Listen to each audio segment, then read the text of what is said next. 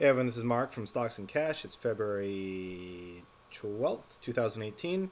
Going to give you your market update, talk about a couple holdings, and then give you some potential setups for tomorrow. So if we look at the SPY today, we kind of had a doji-ish candle, a little more bullish than bearish, obviously. This pattern here is, you kind of look at it as a morning doji star reversal. Whether that plays out or not, we're still not sure. But it is encouraging. We bounced off this ascending trend line. We closed above the 100 simple moving average. We still have our exponential moving averages to get through. And actually, I should probably redraw this fib. And we still have this zone to kind of get through. So you'll see in a lot of my potential picks and plays for tomorrow, and the coming week, depending on how the market moves, I have this kind of yellow danger zone where we could potentially get rejected, based on the fibs and the moving averages. So I'd really like to see us get through this zone. I'm sure it's not going to be a straight up one single candle. I doubt anyway. It'll probably be some sideways, diagonal movement here, potentially following this trend line. So I definitely see some slower recovery potentially. You can see if you look at the indicators here, RSI is bullish. MACD still has a ways to go before it crosses over bullish. And then the Stokes are just kind of meandering here down in the oversold area. You see volume wasn't anything spectacular, especially in regards to the last few days. The good news, though, is that the VIX was down a little bit. So the fear index, the volatility index, whatever you want to call it, was down a bit. If this, if this volatility decides to continue to recede, back down to these levels, that'll also be an encouraging sign for this recovery. I mean, I don't really want to call it a recovery, but this bullish reversal from our correction. So definitely want to kind of keep an eye on the VIX and see what it's doing. The VIX is volatility. It's not necessarily, indicative of a down move. It's just that bear markets are typically more volatile than bullish, and that's why we see the spikes on the VIX when you're having wild swings like we've seen over the last few days. So, as this goes down, the market will be a little more predictable, a little easier to trade, assuming that it does come down. But given the price action, I don't want to call it price, but given the action over the last couple days, it looks as though we could be coming down on the VIX, which is a good thing for a bullish reversal. Is that everything I wanted to mention on the SPY? I think so. Let's take a look at the Qs real quick. Qs had a similar day to the SPY. Again, I'll redraw the fibs here to show this, this last move. We are above the 60. Well, let me draw it properly here if I'm expecting a bullish reversal. So we're through the 38.2, retrace. Definitely want to get through this area. So again, I'll draw kind of my danger zone, warning zone, whatever you want to call it. And truthfully, I just want to get above the 8 and the 21 EMA and the 55, of course. And if we're still in this zone, I would feel a little more comfortable taking trades. It's a warning zone. It's not like we're definitely going to get rejected through here. It's just something to kind of, be mindful of, I guess, when you do get into a trade that, hey, there's some resistance in here that could potentially knock us down, whether it's the 55, the 8, the 21, or the fib retracement levels. So just something to keep in mind. Today I bought two things towards the end of close here. Hess, because it's been beaten down pretty severely. It kind of found support. And it had a nice kind of reversal type pattern here. There is some potential resistance here. Just kind of want to see what that's. So that's in regards to this double bottom here at this juncture of the stock. And it also served as support here. So there could be some resistance at this level. Certainly below the 8, below the 100, all these other moving averages. We have this warning zone up here. But the reason I bought Hess today is just because it's been so beaten down. We found support at another known support level. I felt comfortable taking a shot basically at Hess, assuming that it kind of reverses. Now, despite having all this overhead resistance, it did have a strong candle today. Volume was pretty nice. Um, so, it was stronger than some of the other stocks that I was looking at today. Maybe even stronger than some of the other ones we'll take a look at earlier. I'm not exactly sure. Actually, Tesla's one where you'll see the candle today was very weak. So, nice strong bullish candle, indicative of a reversal. I thought it was worth taking a shot. Risk about $1, $1.50 for a $10 gain. Just getting back to the 100%, and then there'll be targets which I didn't redraw it, but there'll be targets up above if and when we do get back to those levels. So that's Hess. Just a couple calls there, and Mastercard. I still like this one. Been playing around with it a little bit. We've closed above the 21 and the 8. Way above the 55. Didn't even come back to test the 100. MACD is in a pattern where we can see it potentially starting to turn bullish and make a crossover. Stokes are kind of neutral. RSI is kind of up. Decent volume on today's move. Is it going to get back up to 177? It could.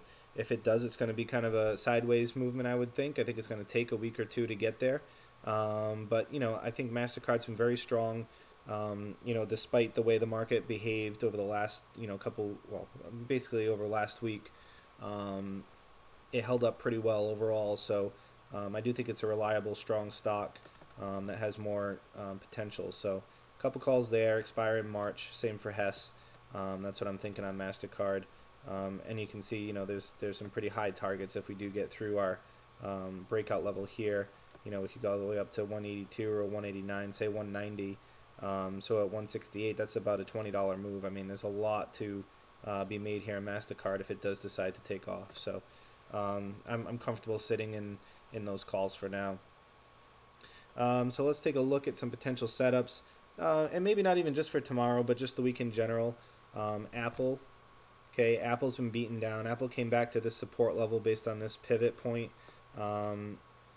With this doji, had a very strong candle today. I did draw this danger zone, and it comes all the way back. Really, I guess I should draw it into where our candle was today, since there is some resistance there. But overall, a very nice candle. I'd definitely like to see us get above the 100 simple moving averages and these exponential moving averages. But you can see the MACD, at -4 over here. It's very oversold. The Stokes have been oversold for a while, just starting to come back out of the oversold territory. RSI is pointing up, got some money coming into this. So I would personally consider getting in on a 5-minute rule tomorrow, cautiously, just a couple of calls, maybe even just one. But if we get out of this, warning zone here, I think Apple could really take off. Again, I don't think it's going to happen overnight or tomorrow. But maybe sometime next week, if we get through this area here, there's the opportunity to get to our breakout level, and then again, I got to redraw the fibs to show what we could hit for targets on the upside. But based on these last 3 days, Apple looks like it's in a reversal pattern, and it also broke out of this downward descending trend line, which is more than I can say for a lot of the stocks that I looked at. So definitely kind of going to keep my eye on Apple. I like the potential opportunity there. Couple others here. Intel.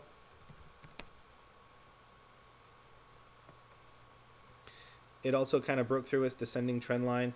It does have a lot of overhead resistance, but if we zoom in a little bit further, you can see that the moving averages are kind of on top of each other. So the stock doesn't really have too far to go to get out ahead of those moving averages and get through this this warning area here.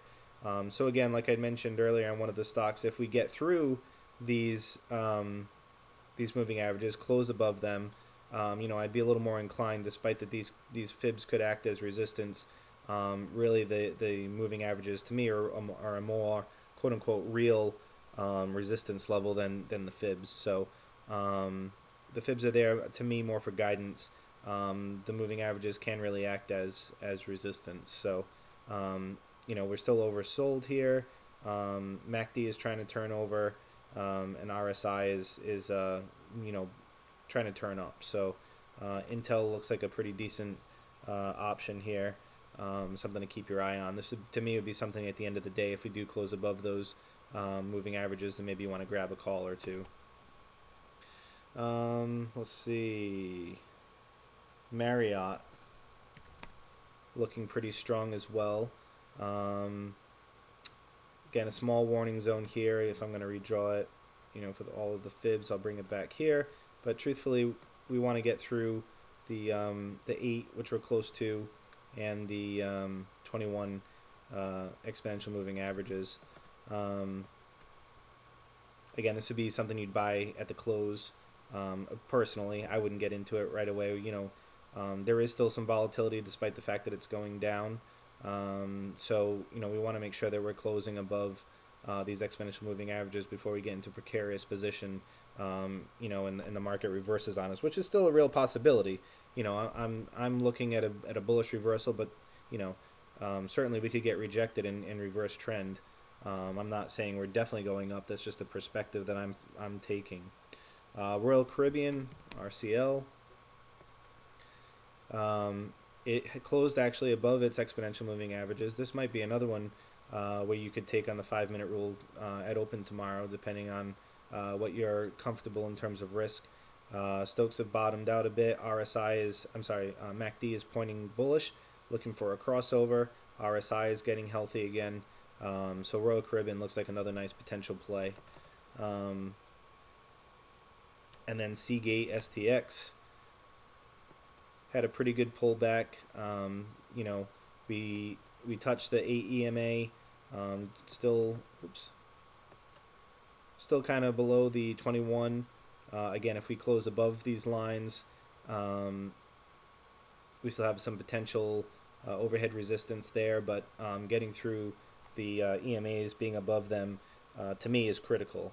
And again, Stokes are kind of overbought still. RSI is trying to turn up. MACD still needs to turn over. So, there's still some pieces coming together on these. And you notice the volume is actually rather weak, but, Seagate doesn't have a ton of volume, truthfully.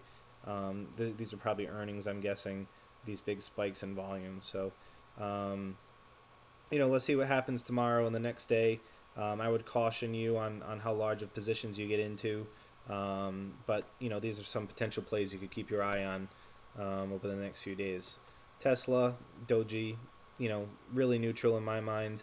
The only thing I can think of is, hey, if we come back down and test 305 tomorrow, that might be a good potential opportunity to get into a trade, understanding that, the trend is bearish, the indicators are bearish, but you're right at, a support level. So, you buy, say, around 307, you could sell around 303, 304. Small risk for a huge gain, up $50 or so, back up to 360 if we do get there. But Tesla is looking weak. It's not a play that I would personally make. But again, something to keep your eye on if you're determined to play Tesla one way or another. That's all I have for tonight. If anyone has any questions, please feel free to let me know. And good luck trading, and have a great night.